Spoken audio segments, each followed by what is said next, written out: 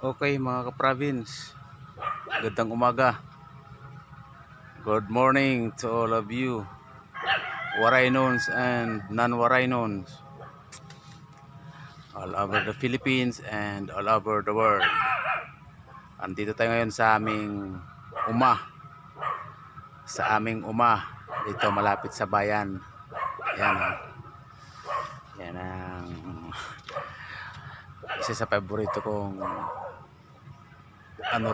place of parking.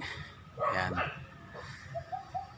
Okay, tawag dyan sa amin Danau yan. So yan, paborito ko yan, tubig sa kailangan may mga ganyan.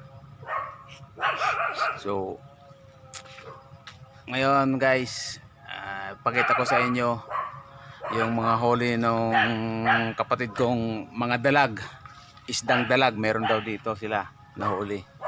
So subukan kong puntahan at makita kung ano yun kung gaano kalalaki. Okay, so guys, dito ang namin bukirin sa Tagalog, pero sa Waray uma, kasagingan. So hanapin natin. Ito pala, meron daw dito. Ayan o, sa kulungan daw sila, ginawang kulungan sila. Ano sila sa kulungan? Ayun pala, isa laki pala nga.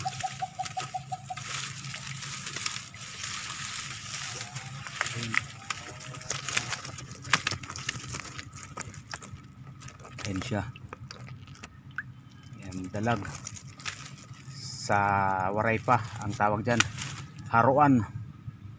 So almost pa na, mahigit isang roller na 1 foot ang haba, mahigit isang 1 foot.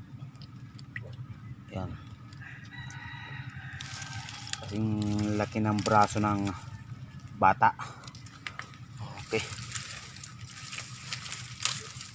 ayan ulit dyan siya. Oh,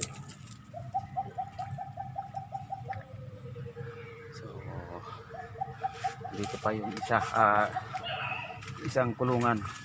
Okay, ewan ko ilan lang naman dito, siguro 3 daw. Doon isa sabi 4 Ito 3 siguro. Ayun nga, 3 nga. Ayan o, 3 sila. Haruan.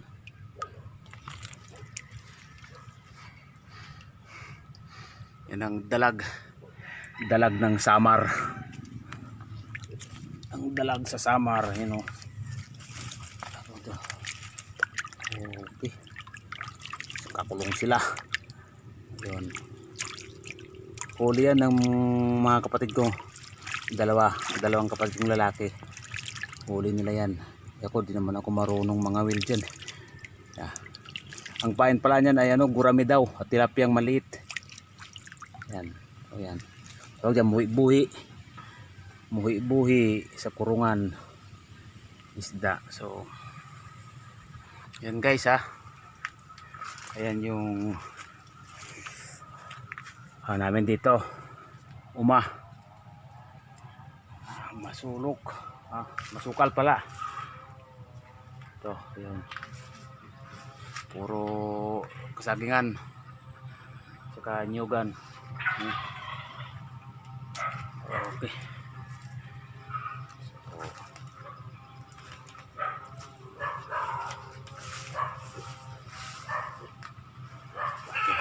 kita tayo rito pwedeng makita. Okay, ito pala dapat.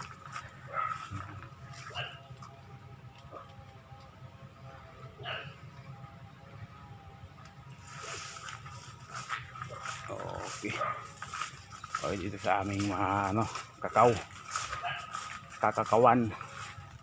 kakao tree dito, yung mga pagbuwan ng August, daming kakao niyan.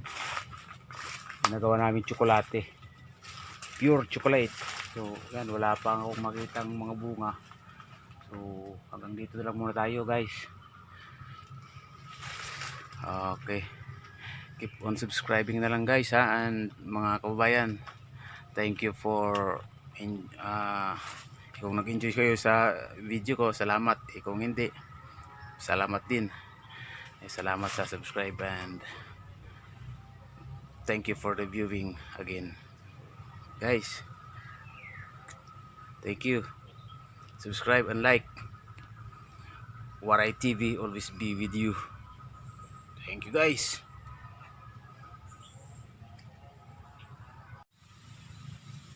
Okay, at ito guys, pahabol bago tayo magsialisan. Ito pala yung ginamit sa panghuli ng dalag. Ito yun, tawagan ito, taan. Inuusok yan.